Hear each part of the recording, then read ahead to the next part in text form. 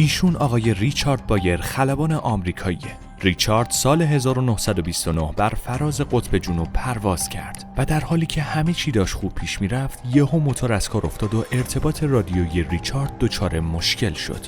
اون میگفت همه چی به هم ریخته و همه جا پر از تلاطمه و قطب نما الکی داره میچرخه و ثابت نمیمونه. ریچارد همچنین یه سری نورهای زرد و قرمز و بنفش میدید. این خلبان ناخواسته وارد یه حفره در قطب جنوب شد که دنیای جدیدی رو به روی بشر باز کرد. اون با نژاد آگارتا که یه نژادی از آدم فضایی‌های صلح طلب هستن برخورد میکنه. این نژاد معتقد زمین بهشت منظومه شمسیه.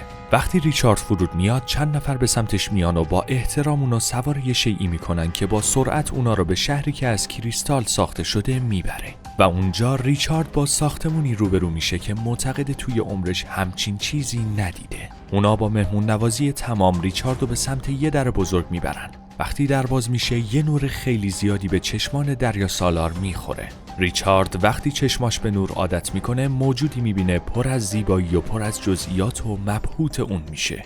اما این همه ماجرا نیست. منتظر قسمت دوم باشید.